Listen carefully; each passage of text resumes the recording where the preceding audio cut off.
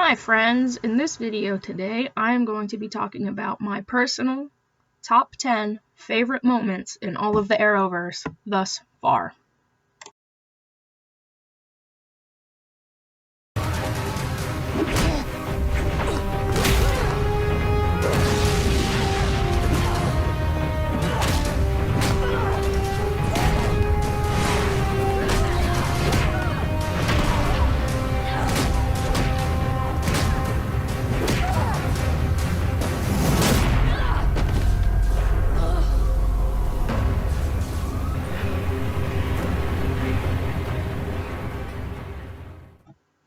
Yikes!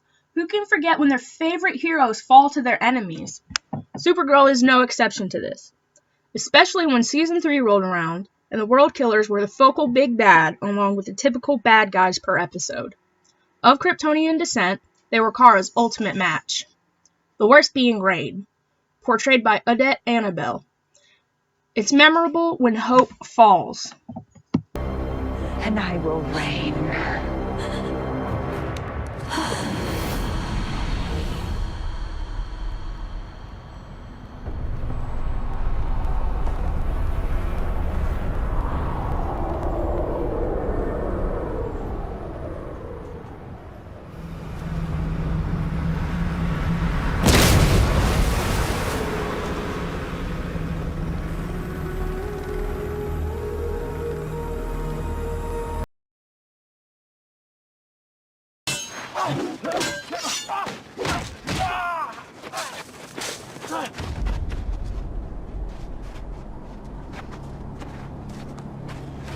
You should take pride.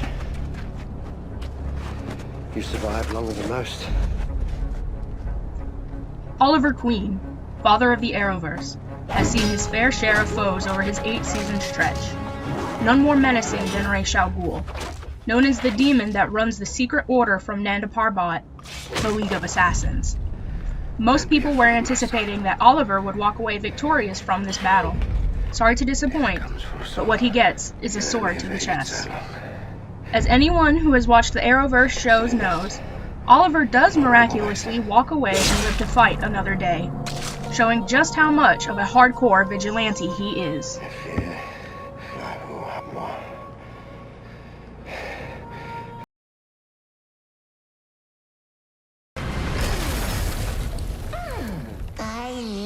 I love you. Bebo is perhaps one of the most popular running jokes in the entire Arrowverse at this point, making his debut in the Legends of Tomorrow. Yet, who can forget about the Season 3 finale where the 6 totem bearers had to come together to defeat the time demon Mollis? There are ultimately no words as to why this is one of the best scenes that the Arrowverse has to offer, so I will let the scene speak for itself.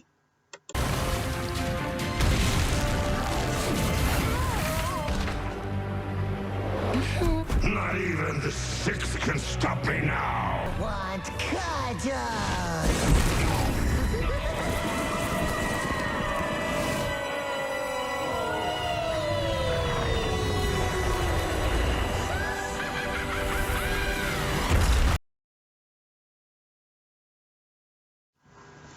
Ever since Barry made an appearance on Supergirl Season 1, fans have eagerly awaited for her to join the Arrowverse in a larger capacity.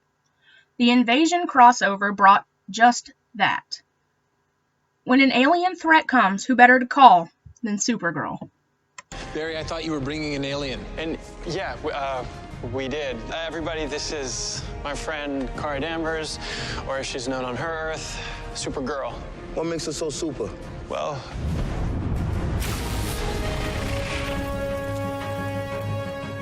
I'm convinced. Best team up ever. Crisis on Infinite Earths is the biggest crossover that the Arrowverse has done. Many have speculated that Black Lightning was part of the Arrowverse, but there was never a confirmation. That is, until he was brought in by Pariah, now officially making him and his family part of the larger universe we have all come to know. we wouldn't have been able to stop the antimatter wave without him. So the Superman thing is real? Oh, damn. All these years.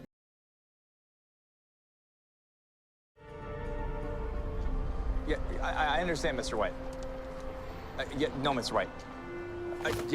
Yes, Mr. White. Yes, I will have my article on your desk, lickety-split. Yes, sir, I know that no one says lickety-split anymore.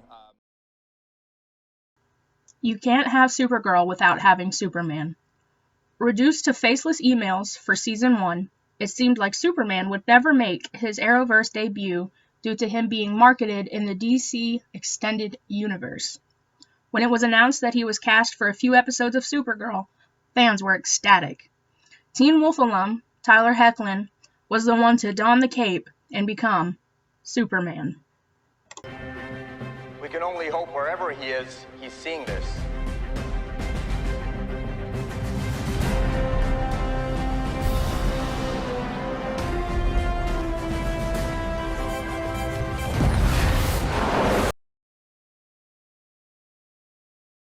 This is Dreamer.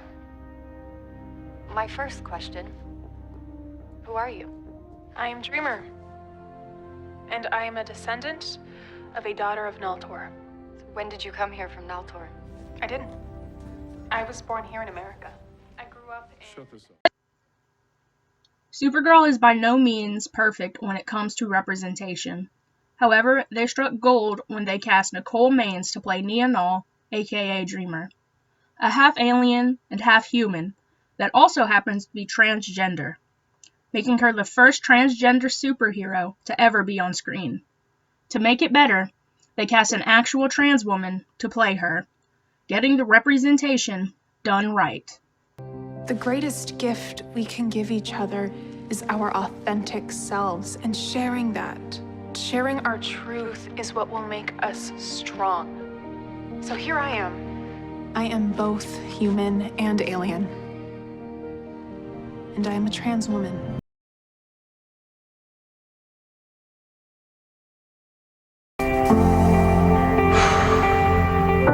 Okay, people, time to recalibrate our gaydar. Batwoman is a lesbian?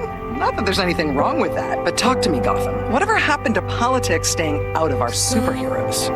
Rolling on the representation train, we'll pop over to Batwoman. Kate Kane is a lesbian. This is canonical in the comic books. After tabloids wanted Batwoman and a male cop together, Kate had had enough. She called in a favor to our favorite Kryptonian and gave an interview to Catcall magazine where she finally came out as a lesbian. And we're back to the crisis on Infinite Earths. There are now only a handful of people left to witness the destruction of the last Earth, where everyone's loved ones are. And it was absolutely gut-wrenching and pulled at the heartstrings.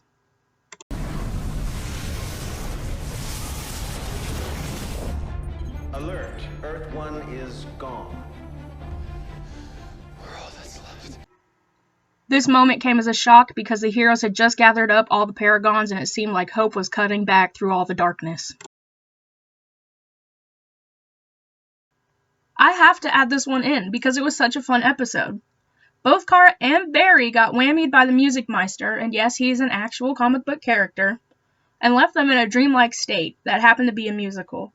Yes, these Glee alums, joined by Dare and Chris, also an alum, put on a show to try and let love into their hearts.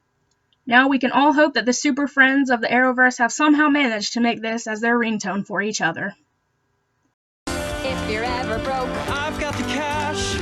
on my couch, You're welcome to crash. and if you ever need a hand, I'll be there in a flash.